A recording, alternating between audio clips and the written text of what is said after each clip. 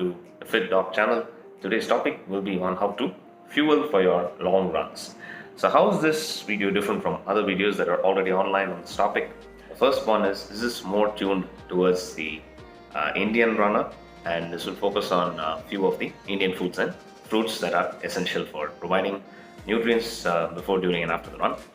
And another reason is that most of my videos are based on research and proven scientific journals. The third reason is that I will be as concise as possible, as you've seen in most of my videos ranging from 5 to 10 minutes. This video will also be the same. Going into specifics, let's learn a little more about sweat rate. This is the amount of sweat that you lose for the amount of time that you exercise. So to learn about sweat rate for 1 hour, you should weigh yourself before going for the run, naked. And after the run, come back, wipe yourself down, go and urinate, and come back and weigh yourself once again. So how do you calculate the sweat rate? The weight before you go for a run minus the weight after the run plus the amount of fluid that you took during the run. So let us assume it is 500 ml minus the amount that you urinated. So if you feel a little uncomfortable measuring the amount of urine, you can assume that it is around 300 ml because the bladder capacity is around 400 to 600 ml. So assuming that the amount of urine that you excreted is around 300 ml, and assuming you took 500 ml of water during the run, assuming your weight before the run was 70, and assuming your weight after the run is 69.5, you can calculate 70 minus 69.5 plus 500 ml minus 300 ml. So you will get around 500 grams plus 200 ml. So if you convert both to grams, you will get around 700 ml. So you need at least 700 ml of water if at this present sweat rate. Right. So let's get right to the point now. The main guidelines that most people say are take 500 ml of water 1 hour before the run. I usually advise 1 or 2 bananas along with this, and also a vitamin C capsule or a tablet to prevent vitamin C loss during the run. And during the run, you should actually at least take 700 ml of water, and if it's a really hot day or a very humid day, make sure to take at least upward of 1 liter of water every hour. So the problem of overhydrating is that you may undergo hyponatremia. Hyponatremia is low sodium levels, and this is where the electrolytes come in. So electrolytes constitute sodium, potassium and magnesium. These are the 3 main electrolytes that runners should concentrate on. Sodium can be obtained via common salt. So common salt should be taken in the form of a pinch of salt like every half an hour. So in 1 hour you should at least have 2 pinches of salt, so at least around 600 milligrams of sodium. So some athletes lose sodium at a rate of only 200 milligrams every hour via sweat, whereas some athletes around 900 to 1200 milligrams of sodium every hour. So to be on the safe side, consume at least 600 milligrams of sodium every hour. You can buy salt capsules, or you can use the salt at the aid stations, or you can even empty the Bicosils vitamins capsules. You can empty the vitamin powder. It usually has around 325 milligrams of vitamin powder. You just empty it and use common salt inside these capsules. So this is another effective idea that you can use. 2 capsules every hour will give you 600 milligrams of salt or sodium. And I also talked about potassium and magnesium. So how do these minerals actually help? Sodium and potassium work together to regulate blood pressure and blood volume. So these are very important, and taking too much of one and less of the other will lead to issues. So that we've covered a little bit about water and salt, let us talk a little more about carbohydrates before we go on to the other minerals. So carbohydrate requirement is around 30 to 60 grams for every hour for most runners. So the interesting thing here is 1 banana contains around 27 to 30 grams of carbohydrate. So if you have around 1 to 2 bananas every hour, that should be more than enough to replenish your carbohydrate stores that is required for long runs. The strategy here should be according to the aid stations.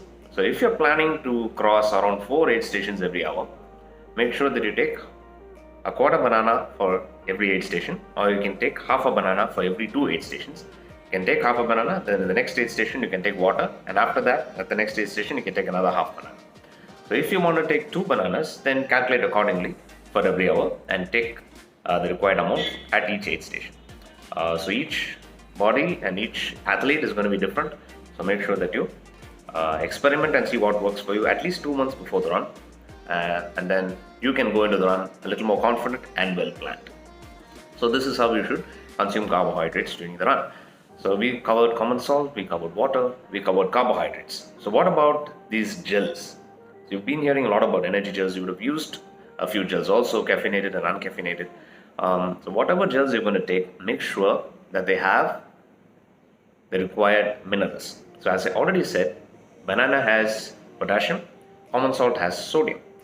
Banana also has a little amount of magnesium, but the remaining amount of magnesium should come from your gels. So this is one very important aspect that you should look for in your gel. So other than sodium and potassium, it should have magnesium. Make sure that your gels have magnesium so that whatever magnesium you're not getting from banana is restored in the gels. So the question now is, you're already taking a lot of water, you're already taking a lot of bananas and salt. So on top of this, you're going to take gels also. So your stomach is definitely going to get excited.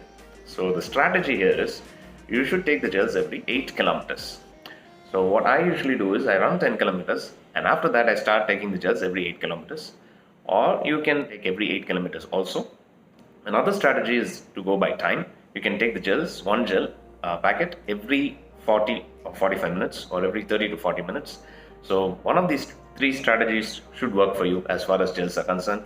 And again, please make sure that your gels have sodium, potassium as well as magnesium.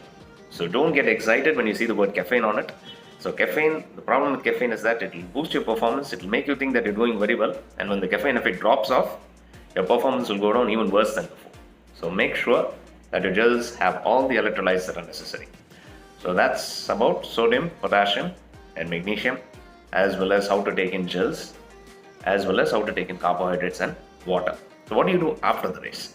So after the race, make sure that you replenish all the water that you lost via sweat, as well as take the amount, the remaining electrolytes that are necessary via the electrolytes that are available after the race at the aid stations.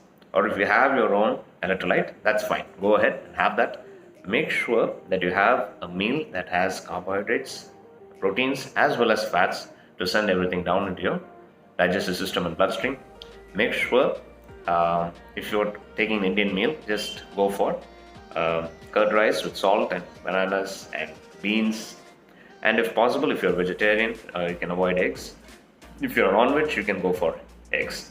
That's even better because protein is necessary after the race, because a lot of muscle fibers would have got wasted, and because muscle cells are released into the bloodstream, this can lead to kidney issues later if it's not addressed early, and this sort of practice is not at all healthy. So after the race, make sure that you take in proteins via beans or via eggs or any non-vegetarian or vegetarian source. Make sure that you take carbohydrates, proteins, fats, as well as the vitamins and minerals that you need. Again, let me give you an example. Curd rice with salt, beans, and eggs and bananas. This should be more than enough to fulfill all the nutrient requirements after your run. So to recap, 1 hour before the run, 500 ml water with bananas as well as vitamin C. During the run, 700 ml to 1.2 liters of water depending on the weather conditions. And every 8 kilometers, take a gel. And every 1 hour, take 1 or 2 bananas depending on your body requirements. And after the run, within 1 hour of the run, make sure that you take a good meal of carbohydrates, proteins and fats. And immediately after the run, replenish with water and electrolytes. So this is what is necessary for every athlete. So let me go into common mistakes that athletes make. One is they drink too much of water just because it's nice and cold. So what that does is it dilutes all the minerals. As I said, your body may go into hyponatremia. It may undergo fluctuations in BP. It may become either high or very low. You may have muscle cramps because when your body goes low on sodium, potassium or magnesium, there is nerve excitability and muscle cramps because of irritation of nerve endings. So even though sometimes sodium and potassium may be well regulated because of bananas and salt, sometimes the magnesium may be missing. That's where the gels come in.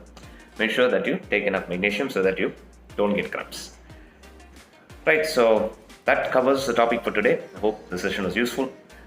If you find this useful, please click like on the video and follow us and subscribe.